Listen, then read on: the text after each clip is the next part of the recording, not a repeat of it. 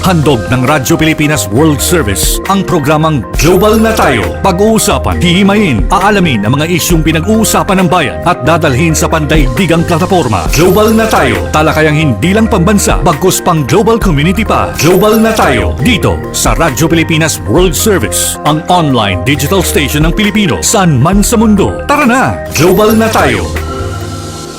Muli po isang mapagpalang pagbati ngayong araw na ito dito po sa Pilipinas. Ito po ang programang Global na Tayo, hatid sa inyo ng himpilang Radyo Pilipinas World Service. Ako po inyong lingkod, Ray Sampang.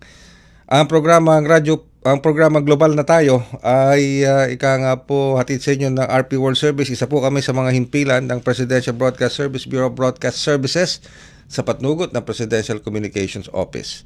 Kasama pa rin ang ating Global na Tayo team mula po sa ating Master Control si Mr. Milo Jonela, Susan Aizon, ating Wirecast Operator si Hero, and of course, ang ating live audio streaming si Miss Justin.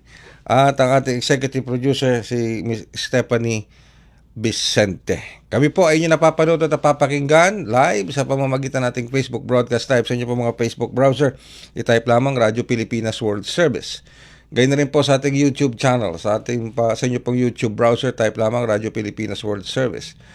And of course, sa live audio streaming natin, online digital live audio streaming, i-download nyo lamang po sa inyong mga cellphone, mapa Android dyan or iPhone, ang PBS Radio app. And of course, sa iba't ibang panig ng mundo, sa pamamagitan ng ating shortwave broadcast gamit ang ating mga shortwave transmitters mula sa Voice of America. Ayan. And of course, siyempre, ako yung lingkod, Ray Sampang, at nag-aanyaya sa inyo na please like and follow our Radyo Pilipinas World Service official Facebook page and subscribe to our Radyo Pilipinas World Service YouTube channel. At para po sa araw na ito, tayo ay magtutungo, medyo talagang magtutungo tayo sa Prague. Wow, ha? Saan ba yan, Step? Sa Poland ba yan? Czech Republic. Yan, yan. Czech. Czech. Yan. Sa Czech Republic. Czech. May ganun talaga si Stephanie. Czech. Kasama yung ulo. Sa Prague, sa may Czech Republic. Makakausap natin ang ating migrant workers officer. Yung ating mga migrant workers officer dyan sa The Prague. Yung ating katuwang ng Philippine government, ng DMW.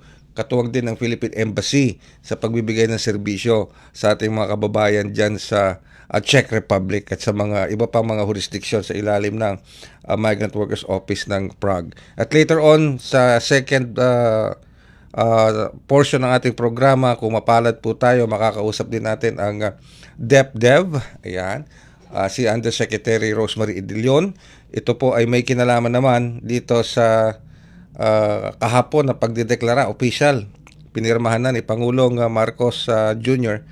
Ito pong Executive Order 110 o yung nagdedeklara ng National Emergency on Energy.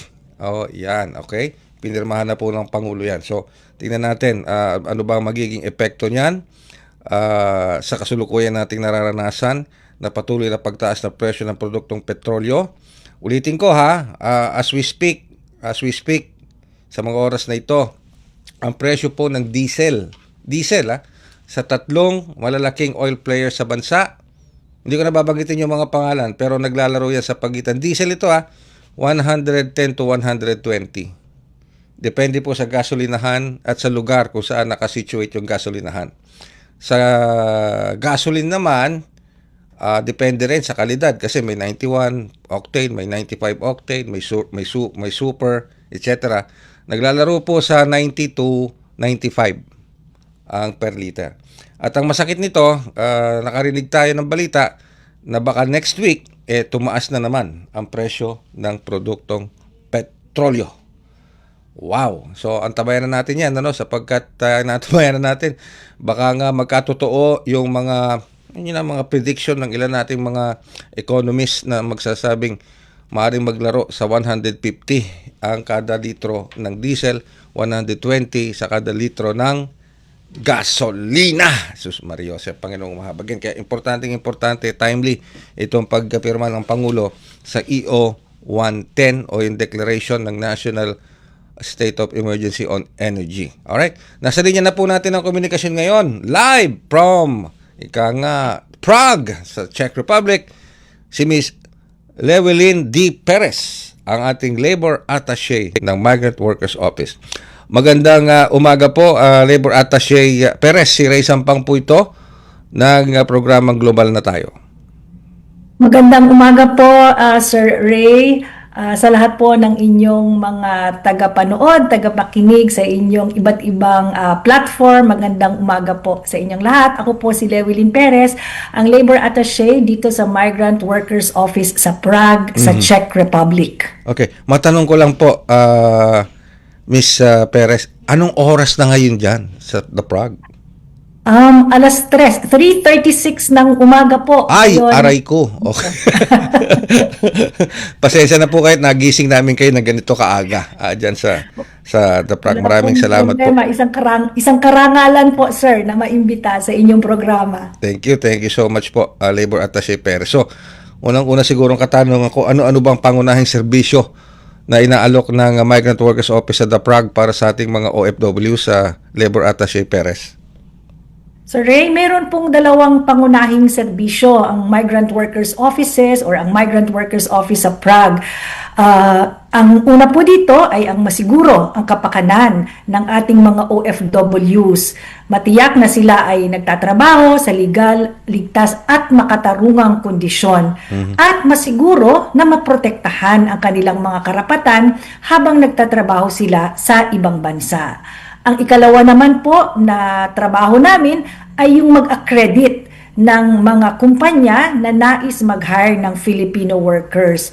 So naghahanap po kami ng mga kumpanya na legal, na sumusunod sa batas ng bansa, may responsableng pamamalakad ng kanilang kumpanya at nagbibigay ng disenteng trabaho para sa ating mga kababayan. Alright. So, mga ilan po ang naka-register sa inyo based on your data na sakop ng MWO Prague, mga OFWs o Filipinos living there? Opo. Sir Ray, mayroon po kasing 6 na bansa na sakop ng Migrant Workers Office Prague. Ito po ay ang Czech Republic, ang Poland, Latvia, Lithuania, Estonia at Ukraine. Sa Czech Republic po ay mayroon pong mahigit 15,000 OFWs. Sa Poland naman po ay nasa 8,000 at sa iba't ibang Baltic states naman po ay nasa mga 4 hanggang 5,000 na po ang mga OFWs na naroon. So, sakop nyo rin pala ang Ukraine, Labor Attaché Perez? Tama po, Sir Ray. Meron ba tayong mga ilan ulit yung mga Pilipino na nasa Ukraine? Hindi na po malaki ang numero ng mga OFWs na naandoon ngayon sa Ukraine sapagkat nagkaroon na po tayo ng ban. Ilang taon na ang nakakaraan ng pagde-deploy ng mga newly hired at kahit ang mga balik manggagawa workers sa Ukraine. So base po sa datos ng Philippine Embassy ay hindi pa po lalagpas sa 20. Okay, sige. Pero, alright. So, ang dami pala yung na natutulungan, ang daming bansa na nasa ilalim po ninyo. Paano nyo natutulungan itong mga ito? May proseso ba? Kasi, napag-alaman ko na ang daming natutuwa sa serbisyo ng MWO Prague. Marami ako nakita, marami ako nabasa na natutuwa sila sa serbisyo, nagpapasalamat sila sa serbisyo ninyo. And how did you do it? Paano po nyo ginawa ito? Labor Attaché, sa kabila ng napakaraming bansa, 6 yung nasa ilalim po ng jurisdiction ninyo. So Ray, meron po kaming sistema kung paano kami tutugon sa mga hiling na tulong ng ating mga OFWs. Yun pong mga nakakaranas ng problema sa kanilang mga employer. Unang-una po ay ini-interview namin ang mga OFWs kung ano ang kanilang problema upang madetermine namin kung ano talaga ang problema at ano ang nais nilang tulong mula sa aming opisina. So ginagabayan din po namin ang mga OFWs kung ano ang mga hakbang na dapat nilang gawin. May mga pagkakataon din po na pinapatawag namin ng employer at ang worker upang mapagharap sila at subukang hanapan ng solusyon, no, yung suliranin nila, magkaroon ng amicable settlement.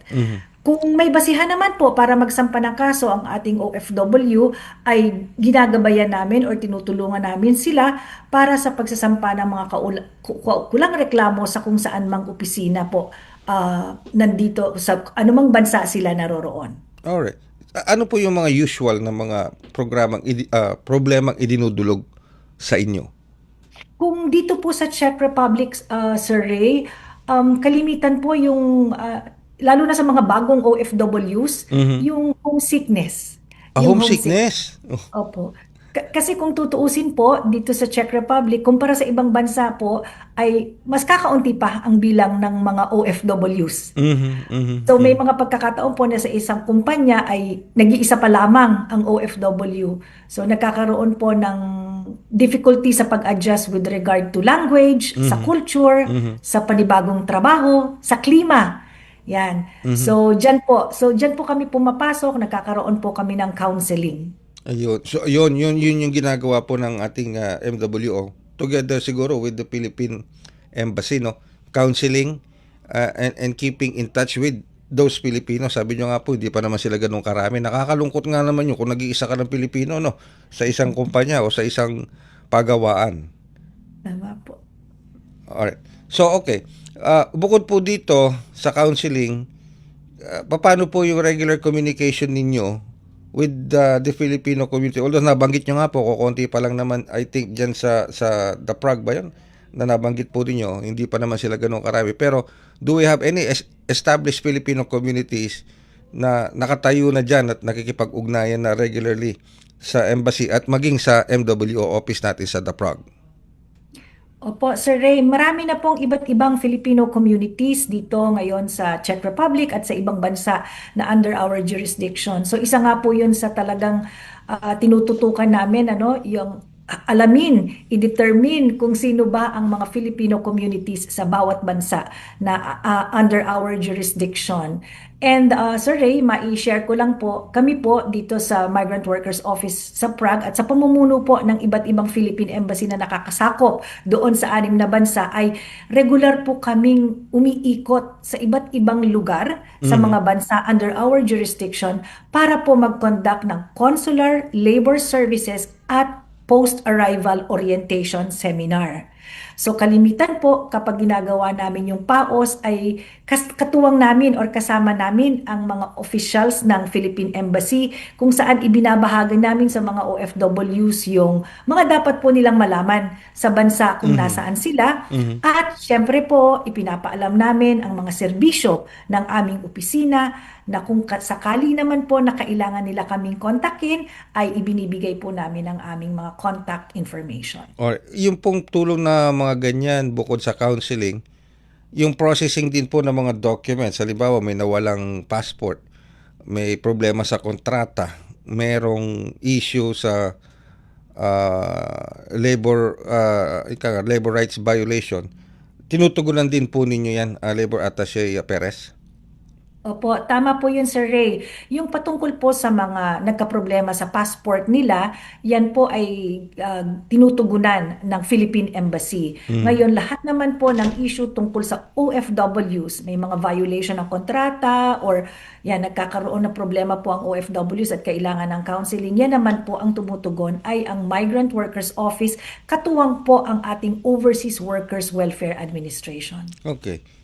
Ano po, of course, alam ko kasi sa embahada, meron silang assistance to nationals.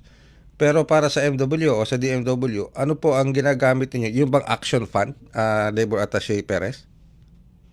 Yeah, meron pong action fund ang DMW, ang Migrant Workers Offices. Ito po ang ginagamit na pangtulong or agarang tulong sa mga OFWs na nangangailangan ng immediate assistance. Okay. Alright. Pero ito meron na ba tayong natulungang na-repatriate na Pilipino from Prague or at least dun sa mga bansang nasa ilalim po ng MWO na na-repatriate sa pakikipagtulungan ng MWO Prague at ng Philippine Embassy? Meron po, marami na po, Sir Yun. Ray. Mhm. Marami po kasi tayong mga kababayan na unfortunately ay nagkakaproblema habang nagtatrabaho dito. Yun, may ilan nga po, for example, yung mga homesickness, pero may ilan din po na mga nawawalan ng kaukulang dokumento para legal na manatili sa mga bansa kung saan man sila naroroon. At mayroon din pong mga nagkakasakit, mayroon din pong mga yung mga nasasawi, no? Unfortunately, yung mga nasasawi nating mga kababayan. So yan, lahat po ng mga yan ay tinutulungan natin para maproseso ang mga dokumento nila at makauwi sila ng maayos sa Pilipinas. Okay, wow. Alright. Pero ito siguro, Labor Attaché Perez. Dito sa Pilipinas, medyo nakakaroon ng ika nga problema sa produktong petrolyo, ano, dahil nga po sa mataas na presyo dito, dahil sa kaguluhan o conflict diyan sa Middle East. Ito bang conflict sa Middle East nakaapekto na rin sa bansang Czech Republic, sa Prague at sa mga bansa sa ilalim po ng jurisdiction ninyo? Kung nakaapekto ito, paano ito nakaapekto at paano nag-a-adjust ng ating mga kababayan dyan, maging yung mga Czech citizens at ng mga bansa dyan sa nasasakupan po ninyo? Well, syempre po nakakaapekto pa rin kung ano man ang nangyayari sa Middle East dito kahit nandito po kami sa Europa, meron po at nararamdaman po ang epekto. Kagaya po dyan sa Pilipinas, ang halaga po ng gasolina at petrolyo dito ay talagang tumaas. Wow. In fact, kung i-convert ko nga po yung halaga ng per litro dito, mas mahal pa kumpara po sa kung ano ang halaga natin dyan sa Pilipinas.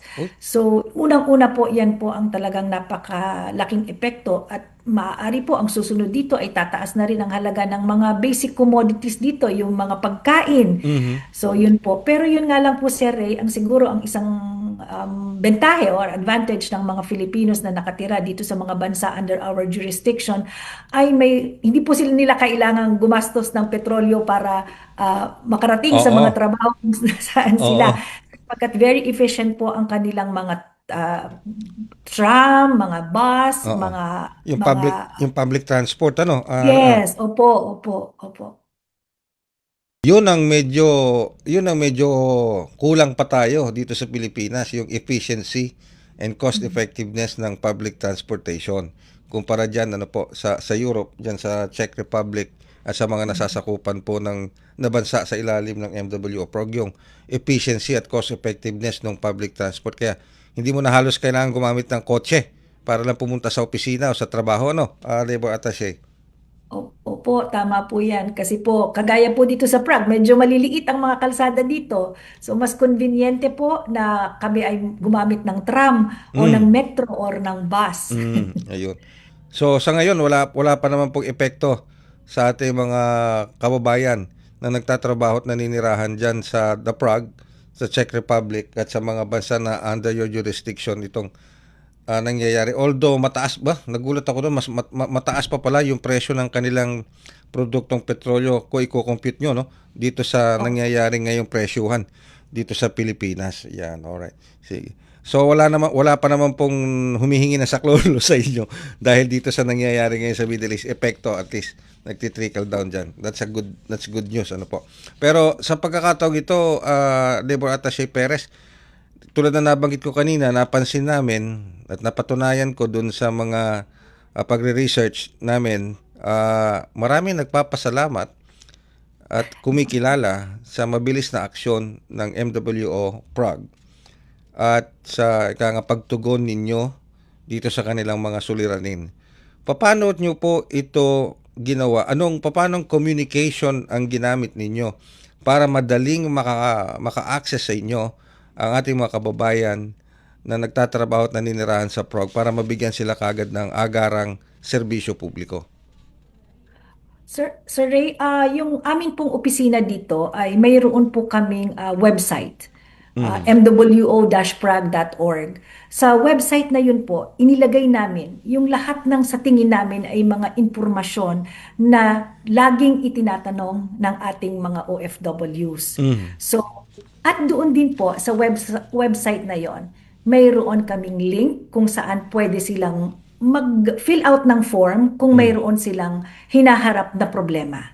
So sa form po na yon, hindi nila kailangang i-print. Pwede po nilang i-encode na lang sa habang gamit ang kanilang cellphone.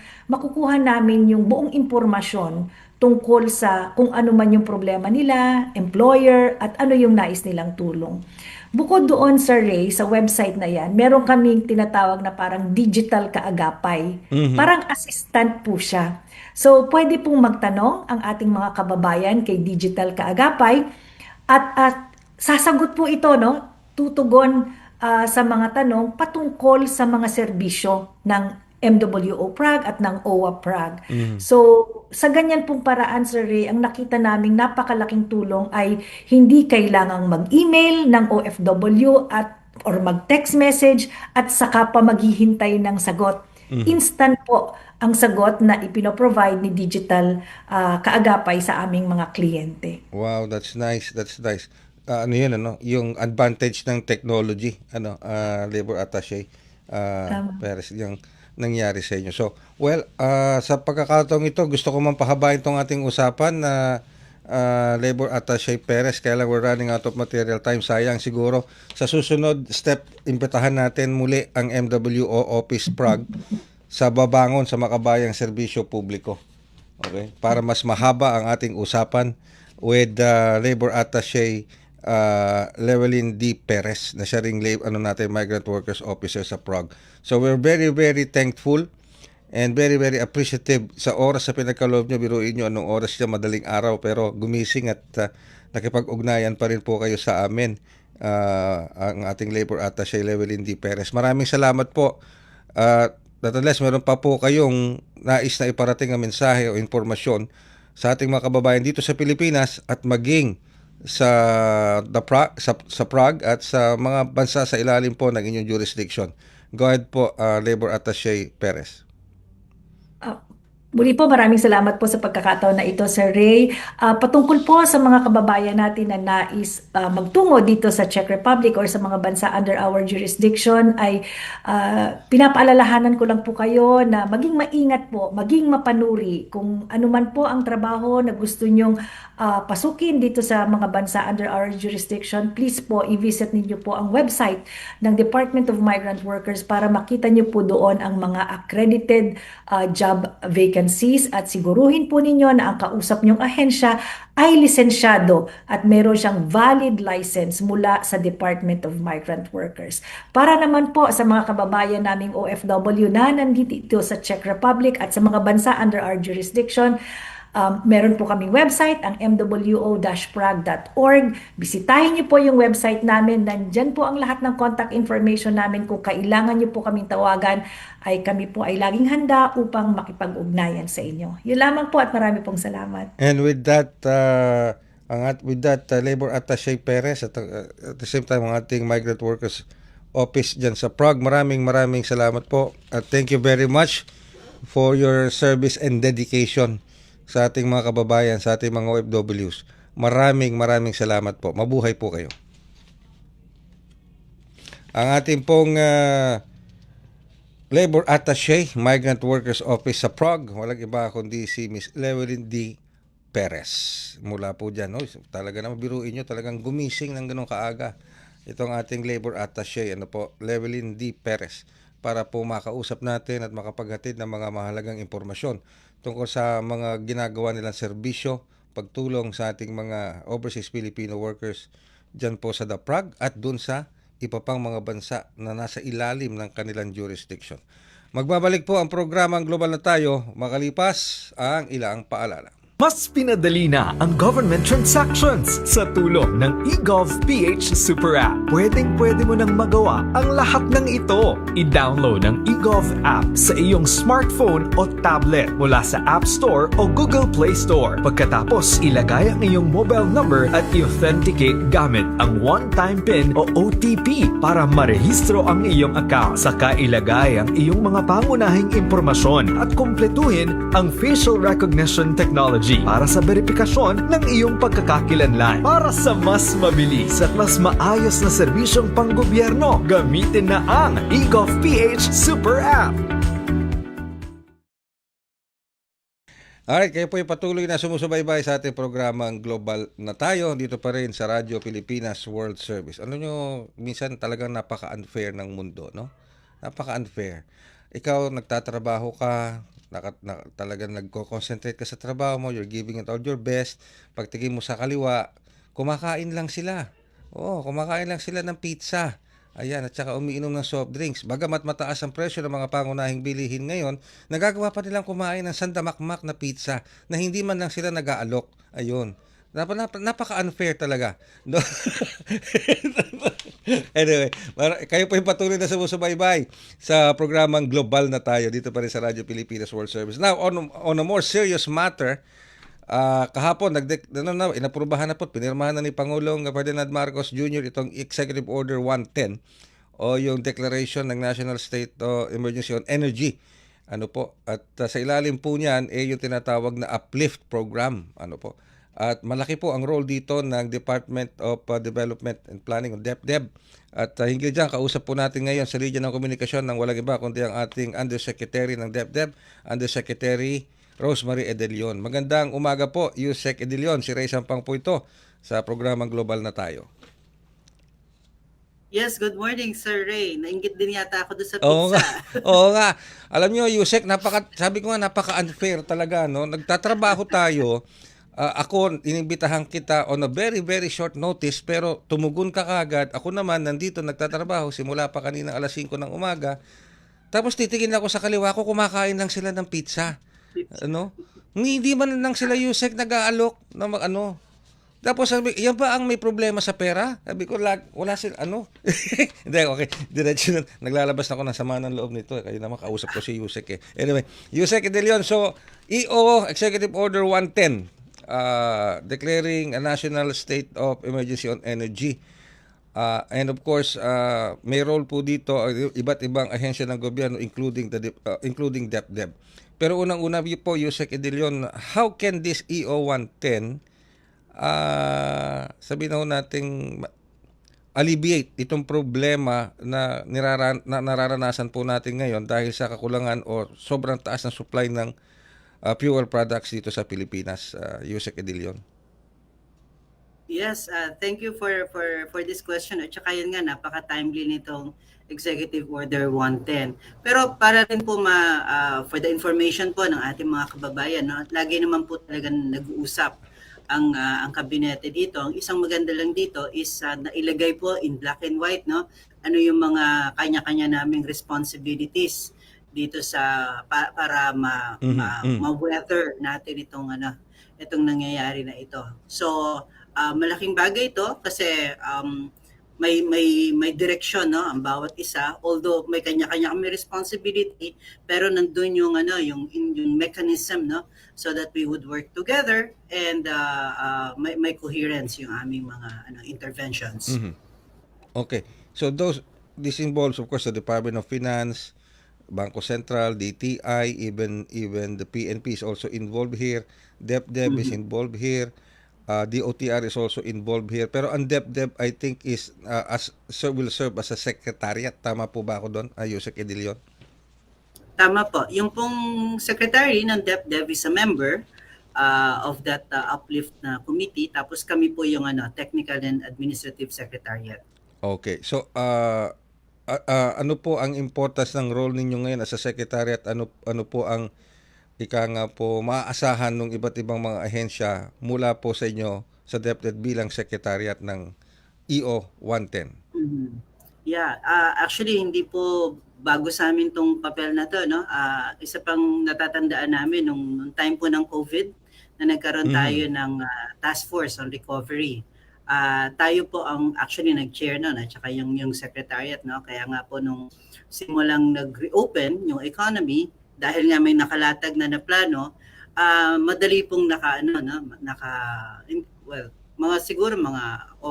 little over a year yung naging recovery natin kasi nakaabang na rin yung mga intervention. So dito, yun din po ang gagawin namin dito. We will hugutin namin yung mga naging experiences namin noon, mga naging yung expertise at saka syempre yung convening power ng DepDev, no, dahil we actually chair or we are the secretariat of many interagency committees na nakalatag na rin yung yung administrative apparatus nito. So i-convene namin sila, and then we'll come up with a unified framework na nakalatag naman na rin yung broad guidance in EO 110. So ano lang po namin ito, i-distill ng maayos.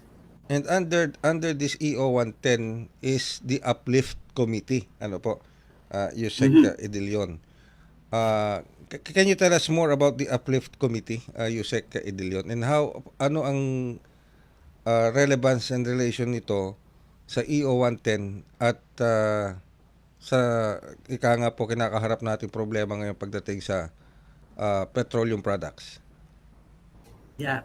Opo, actually magkadikit po yung EO 110 and the Uplift Committee na. So yung Uplift is was created in response to that declaration of energy emergency. So itong Uplift, it brings together all those interventions na nakalatag naman na po, no? Yung kasi unified package on livelihood, industry, food, and transport. So ano lang po natin, so ang na-imagine po namin, ang naisip po namin na mangyayari dito, no, is we will come up with a prioritization, certain triggers, kung ano yung pag ito yung trigger na to, then ito ang dapat na aksyon, yung gano'n po. So para talagang pag dumating, mabilis yung magiging response natin kasi lahat mapag-uusapan yung mga scenarios na to. So importante nga po na magkaroon tayo ng ganitong masusing pag-usap at yung i-coordinate natin yung package of interventions, no? Kasi yun nga, gusto natin na we might be here for the long haul. I hope not, no? Yes. Pero kailangan natin talagang i-pace ng husto para maging effective yung ating maging solutions. And when we say interventions, Yusek Idilion, ito na ba yung nakikita natin ngayon na mga na mga ayuda, financial assistance sa mga public Kasama utility po drivers? Kasama po yan. Pero ito nga yung yung sinasabi namin na may short term. Immediately, ito yung dapat. Yan. So immediately yung fuel conservation, ginawa na rin natin. Pero gusto rin namin na mailatag na rin yung mga yung for the medium term na interventions. Tulad nga po yung sinasabi namin na i-reduce yung dependence on imported oil, diversifying yung ating energy sources. Ito po, magiging magiging drivers of growth pa nga to dahil we will be inducing actually yung establishment of a new growth driver. Let's say maggawa tayo ng system around renewable energy. Yun. Kailangan marami yung marunong na sa ating mag-install, no, ng mga RE sources rin para sa household. Mapababa rin natin yung presyo, no. Marami tayong ma-train. Magkaroon tayo ng manufacturing around RE, pati na rin pa sa electric vehicles. Marami pong pwedeng maging yung tinatawag namin silver lining ito kasi ma-accelerate yung mga ganong klaseng plano natin. Kumbaga, Yusek Idilion, parang gumagawa tayo ng roadmap. Parang ganun po ba ito? Tama po yan. Ayun. Tapos yun nga yung sinasabi ko na may mga triggers kasi depende kung mag-iibsan na to, edi iba na naman yung trigger natin. Pero ang gusto namin, kahit pa siguro mag-ease yung tension na to, which we hope to happen, of course, kailangan patuloy yung ating midterm solution kasi palagi na lang po talaga nagkakagulo, no, doon sa lugar na yun. So kailangan talagang maging resilient tayo against those shocks. Matanong ko lang, Yusek Idilion, kasi sabi nyo nga po kung parang nagpaplano na tayo dito, of course itong mga pagpaplanong ito in the future depende kung anong mga triggers na magko-cause nito. Pero isa ba sa kino-consider ninyo yung pagbabalik ng oil strategic yung pag-iimbak ng langis o yung oil strategic plan natin kung sakasakaling meron tayong storage ng langis para sa maulit man itong ganito klase ng mga sitwasyon? Lahat po 'yan pag-aaralan natin kasi it really makes sense na meron tayong strategic reserves. Lagi naman tayong may reserves tayo sa rice, may reserves tayo sa dollar, may reserves tayo. Marami tayong nagiging reserves. Pero yung sa oil, ito yung baka nga kailangan nating magkaroon as a government, no? Kasi alam natin yung private sector meron, pero yung as government at tapos yung kung gaano karami. Ito din yung mga kailangan balansehin. Kasi syempre kapag reserve, parang nandyan lang siya, yung naka-standby. Kung mababa ang risk, di sayang man, di ba? Oo. Pero kung mataas sa risk, kailangan. So talagang kailangan na naman nung balancing act na 'yon. Oo. Pero isa po 'yan sa pag-aaralan namin. Okay. At isa pa sa siguro, Yusek, isang question na lang not to take too much of your time. Napansin namin yung peso, humina, humina na naman. Although naka-recover ng konti kahapon, pero prior to that, talagang nag-hit siya ng all-time low. 60 pesos and 35 centavos, I think, against the US dollar. Ang nagiging usapan tuloy ngayon is yung purchasing power ng isang ordinaryong Pilipino once kung sakaling magtutuloy-tuloy itong ganitong klase ng sitwasyon. Kino-consider din pa ito ng EO10 o ng uplift program, lalo na kung idudulog po ninyo ito sa komite, being DepDep as the secretariat? Yeah, actually kasama rin po siya sa mga time relations namin, no. Lahat 'yan na consider na namin. Pero sa ngayon po kasi napaka-volatile ng market. So, ang dapat talaga is the dust settles down. Pero syempre meron tayong pati naman din ng Bangko Sentral merong binabantayan na band, yung band ditong ng fluctuation, no? Bago siya mag-intervene. Pero for as long as it stays within the band, we let the market be. And in any case, tulad po, ngayon nga, yung naging observation namin, ngayon, nag-settle down na naman. So, parang too early to tell, pero naka-ready naman po tayo para dyan kasi malaki po ang ating reserves naman ng dollars. Okay. And lastly, Yusek Edilion, I think DepDep or Secretary Balsacan was quoted as saying na baka mag-double digit inflation tayo for this month of March. There's a possibility. Nakikita nyo po ba talaga yon, Yusek Edilion, na there's a possibility na mag-double digit inflation tayo? Parang yun po yata yung sa scenario 5, yung scenario 5 na pina-analyze sa amin ng Senado kasi medyo nakakatakot nga po talaga yung scenario 5 na yan, no? Ito yung scenario na aabot ng 200 yung per liter. Medyo tapos average for the month po 'yan, no? Sa ngayon naman, kasi nasa na tayo, May 25 na tayo. Kahapon tumaas. Nasa lampas 150, 156 yata. Per liter. Pero ngayon bumaba na naman po ulit, nasa mga 130 something. So I think it's safe to say that for the month of March, we're okay. Ayoko na nga sabihin yung we're okay na. Pero anyway, for the month of March, mukhang hindi naman po aabot ng double digit. Yes. Kasi nga, hindi naman, hopefully nga magtuloy-tuloy itong pag-ease ng tension. Pero syempre, hindi natin alam kung ano mangyayari na naman sa April. We have the Holy Week coming up. So historically, yung Holy Week natin medyo dampen yung demand niyan. And so, hindi masyado yung inflation pressure niyan. So yun, mabuti yun, nabanggit po niyo yun, Yusek Edilion, to tanggalin yung takot ba, anxiety, stress sa mga kababayan natin. Kasi nung narinig nila yung double digit inflation, talagang hindi na biro yan, Yusek, at napakalaking napakalaking kabawasan sa purchasing power ng isang ordinaryong Pilipino, lalo na kung minimum wage earner. Yung pala, yan palang double digit na yan, sa paglilinaw lamang po natin, yan ay nakabase sa worst case scenario. Hindi naman yun Tama yung po yan.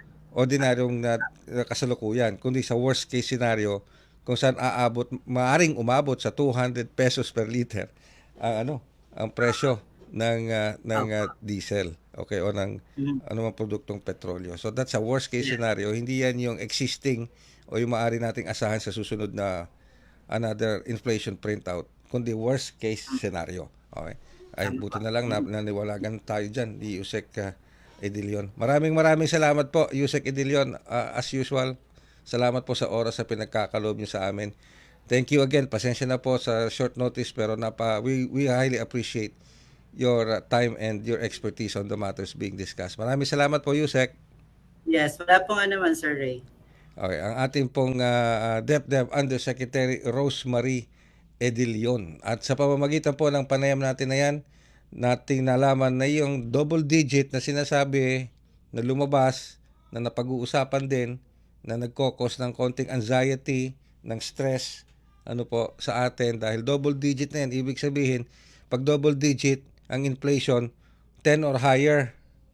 Hindi 1, 2, 3, 4, 5. Kundi 10 or higher, double digit. Ang ibig sabihin niyan, mababawasan yung purchasing power mo. Halimbawa, ang inflation ngayong March, lalabas sa April, first week of April, sasabihin, ang inflation ng March, ganito, 10. Ang ibig sabihin, ang halaga na lang ng piso, ng 100 mo is 90 pesos. Yun.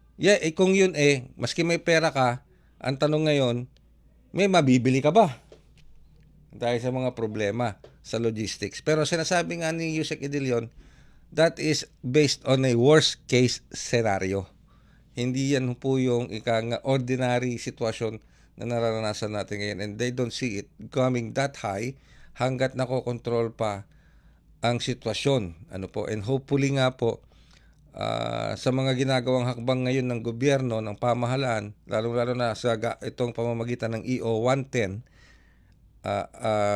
dito sa pagkakadeclare ng Malacanang ng Pangulong Marcos Jr. ng National Emergency on Energy, makatulong po ito ma-address kagad kasi bawat economist at experts na nakakausap ko, sinasabi po nila, this is the right move. Ito yung tamang galaw o desisyon ngayon ng administrasyon na kilalanin na meron talagang krisis sa bansa. Meron tayong problema sa enerhiya. That is the right move. Kasi hindi mo malalaman ng solusyon sa isang problema kung hindi mo alam kung ano yung problema at hindi mo inaamin na may problema. Di ba? So, sabi nga po, bawat mga economist na nakausap ko, mga experts sa oil industry na nakausap ko, na interview ko, sinasabi po nila, ang pagdeklara ng EO o pagkakapirma ni Pangulong Marcos Jr. ng EO 110, declaring a national state on energy emergency, is the best move na ginawa po ng administrasyon to drastically and immediately address ang concern sa enerhiya, sa langis, para magkaroon tayo ng tinatawag na pag-uusapan nga roadmap kung ano dapat ang gawin ng mga iba't ibang ahensya at makapaglabas kagad ng pondo para po tumugon at magbigay ng tulong sa mga sektor na talagang maapektuhan. At naman po tayo apektado. Hindi lang mga public utility drivers, hindi lang mga tricycle drivers, hindi lang mga bus drivers, hindi lang mga TNBS drivers, hindi lang mga taxi, mga ride-hailing apps yan, hindi lang po sila. Lahat po tayo, ako, ang mga staff ng Radyo Pilipinas World Service, ang mga empleyado ng Bureau of Broadcast Service, at lahat, papapribato o pampublikong kawani. Maging ang mga employer at ang mga nagmamay-ari ng mga factory, apektado po lahat. Basta gumalaw ang presyo ng produktong petrolyo, sobrang taas at sunod-sunod na pagtaas, sigurado po yan. Kaya sabi nga po, ulitin ko, sabi ng ating mga nakakausap na mga economic experts at iba pang experts sa field na ito, ang pagkakadeklara ng National State of Energy Emergency ng Pangulong Marcos Jr. is the best move para po ma-address kagad ang mga suliraning ito at maiwasan ng isang worst case scenario. Sa ngalan po ng ating mga nakaagapay sa Global na Tayo team, mula po sa mga kumakain kong kasamahan ng pizza, okay, sina Milo Jonella, sa Wirecast, si Hero na may nagtitinga pa, merong and of course si Justin, na isa pa nagmumumog, okay? And of course, ang pasimuno ng lahat ng paghahatag ng pizza diyan, si Miss Susan Aizon. At ang isa po sa mga kumakain ng marami ng pizza na kumukuha ng malaking porsyento ng pizza diyan, si Stephanie Vicente. Hindi ko na isasama yung OJT kasi hindi naman. Okay, maraming salamat po sa inyong pagsubaybay dito pa rin sa programang Global na Tayo.